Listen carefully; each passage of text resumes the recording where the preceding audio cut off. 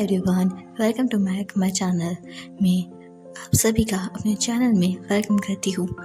So guys, मैं आज share करने वाली हूँ आपके साथ मैं आई डोंट लव यू का next part means second part. So हम लास्ट पार्ट में देखा था कि वांजी का फादर उससे नाराज़ था। वो कभी भी वांजी से ठीक से बात नहीं करता था और इसीलिए वांजी काफ़ी ज़्यादा परेशान रहता था क्योंकि वो अपने फादर की नाराज़गी नहीं सह सकता था। वांजी यीजान को खाना खिलाकर अपने ऑफिस के लिए चला जाता है, लेकिन ऑफिस में भी उसे एक बहुत बड़ा शॉक मिलता है और वो ये कि जब वो ऑफिस जाता है तब उसे पता चलता है कि ऑफिस को किसी न्यू सीईओ ने खरीद लिया है और हो सकता है कि वो सीईओ उन सबको जॉब से निकाल दे।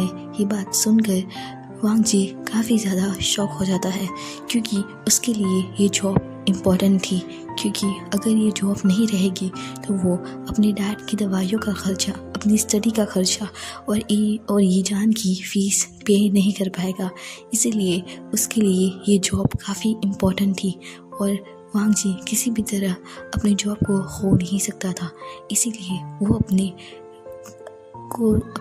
पार्टनर से बात करता है, जो उसके साथ काम करता था उससे बात करता है जिसका नाम जिली था। वो जिली से कहता है, जिली उसका नाम एक्चुअल में ने होइसांग था, जिसे हम शॉर्ट लैंग्वेज में होइसांग भी बुलाएंगे। सॉरी गाइस, नेम में प्रॉब्लम्स हो जाए तो एक्चुअल में उसका नाम ने होइसांग था। तो वांजी ने होइसांग से कहता है, ने होइसांग हमें अगर जॉब से निकाल देंगे तो हम क्या करेंगे, और ये न्यू सीईओ कौन है और हमारी कंपनी को किसने खरीदा है। तभी ने होइसांग कहता है, पता नहीं वांजी, ये कोई वीक कॉर्पोरेशन का सीईओ है जिसने हमारी कंपनी को ख़रीदा है और इस कंपनी को दुगने प्राइस में ख़रीदा है और तो और वो इस कंपनी को काफ़ी ऊंचाई तक भी लेकर जाना चाहता है, जिसकी वजह से उसने इस कंपनी को ख़रीदा है। तुम तो अच्छी तरह से जानते हो कि ये कंपनी काफ़ी बैंकरप्ट होने वाली थी, लेकिन इसने इस बैंकरप्ट होती हुई कंपनी को क्यों ख़रीदा, मुझे तो ये बात ही समझ नहीं आती। आखिर ये कंपनी तो कुछ ही दिनों में बिल्कुल ही डूब जाती, लेकिन इस सीईओ ने इस डूबती हुई कंपनी को क्यों ख़रीदा। तभी वांजी कहता है कि मैंने भी इस सीईओ के बारे में सुना है, ये काफ़ी ज़्यादा टैलेंटेड और काफ़ी ज़्यादा स्मार्ट किस्म का सीईओ है। मुझे नहीं लगता कि ये ऐसे ही किसी भी कंपनी को चुनेगा। मुझे लगता है कि ज़रूर इसने कुछ तो इस कंपनी में देखा होगा जिसकी वजह से उसने इस कंपनी को चुना है। हमें नेक्स्ट विंग के कंपनी में दिखाया जाता है। विंग अपने सेक्रेटरी वेनिंग से कहता है, तुमने उस कंपनी को ख़रीद लिया जो मैंने तुमसे ख़रीदने के लिए कही थी। तभी वेनिंग एक स्माइल देते हुए विंग से कहता है, यस सर, मैंने उस कंपनी को ख़रीद लिया। विंग फिलहाल अपनी चेयर पर बैठकर राउंड घूम रहा था। वो काफ़ी ज़्यादा स्माइल कर रहा था। तभी वेनिंग विंग से कहता है, सर आप इतनी स्माइल क्यों कर रहे हैं। वेनिंग से कहता है, क्योंकि फाइनली मैं आज उससे मिलूँगा जिसे मिलने के लिए मैंने इतने साल वेट किया है। तुम्हें आइडिया भी नहीं है वेनिंग कि मैंने आज के दिन का कितने सालों से वेट किया है। मैंने उसे कहाँ नहीं ढूंढा, फाइनली वो मुझे मिल गया है। तभी वेनिंग कहता है, सर क्या आप अपनी क्लासमेट की बात कर रहे हैं। तभी विंग कहता है, यस। विंग के फेस पर एक बहुत ही प्यारी स्माइल थी। ये बहुत अट्रैक्टिव और काफ़ी ज़्यादा क्यूट स्माइल थी, लेकिन विंग को देखकर कोई कह नहीं सकता था कि वही हार्टलेस सीईओ है जो कभी किसी की फीलिंग्स की केयर नहीं करता। फिलहाल विंग एक बहुत ज़्यादा हेल्पफुल नेचर का इंसान लग रहा था। अभी वो काफ़ी ज़्यादा क्यूट और अडोरेबल लग रहा था। विंग अपनी चेयर से उठता है और वेनिंग से कहता है, मेरे लिए बेस्ट क्लोथ्स डिसाइड करो। मैं आज अपनी लाइफ के सबसे अच्छे मोमेंट को जीने जा रहा हूँ। मैं चाहता हूँ कि मैं बहुत अच्छे कपड़े पहनूँ और मैं सबसे हैंडसम लगूँ। तभी वेनिंग कहता है, सर ऐसा भी क्या है और वो क्लास में इतना भी क्या खास है जिसके लिए आप इतने रेडी शेडी हो रहे हो। तभी विंग कहता है, वो मेरे लिए क्या है ये तुम्हें पता नहीं है। वो मेरी लाइफ है, मेरी वर्ल्ड है, मेरी दुनिया है। तुम्हें पता भी नहीं है वेनिंग कि मैंने उसे ढूंढने के लिए अपनी ज़िंदगी के लिटरली 8 साल लगा दिए और फाइनली वो 8 साल बाद मुझे मिला है और अब मैं उसे नहीं छोड़ने वाला। मैंने अपने क्लासमेट को ढूंढने के लिए न जाने क्या क्या किया, और इतना बड़ा CEO होने के बाद भी मैं उसे 8 साल बाद ढूंढ पाया हूँ। और अब मैं उसे कभी भी अपने आप से अलग नहीं होने दूंगा, मैं हमेशा उसके साथ रहूँगा। ये कहकर विंग वहाँ से चला जाता है और अब हमें वांग जी के घर का दिखाया जाता है।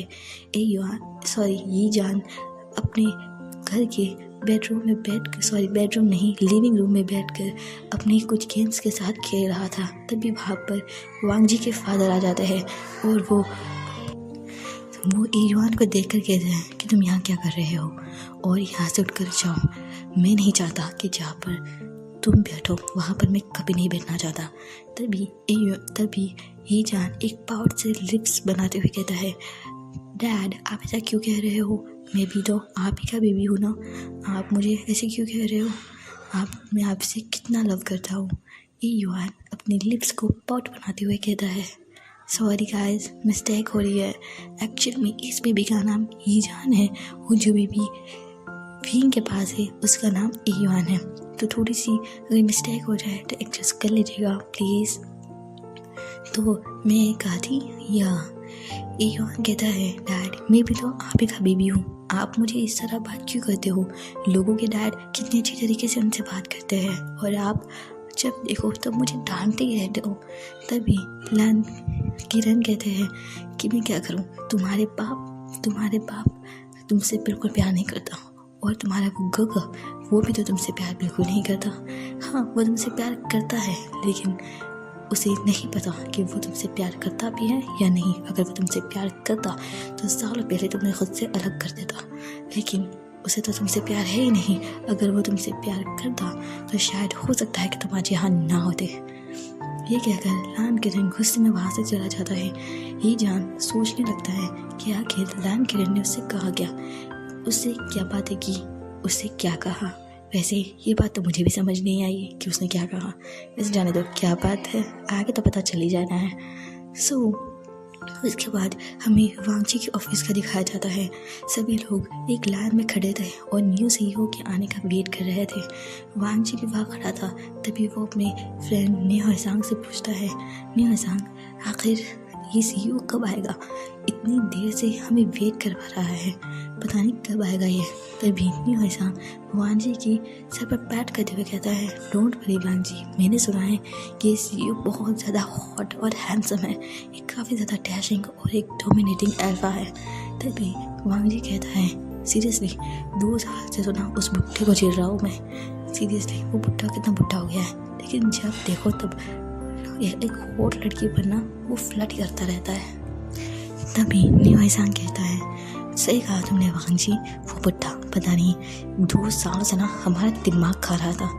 ये कहकर न्यू हसांग एक क्यूट सी स्माइल करता है और इसके साथ ही एक नॉटी स्माइल भी।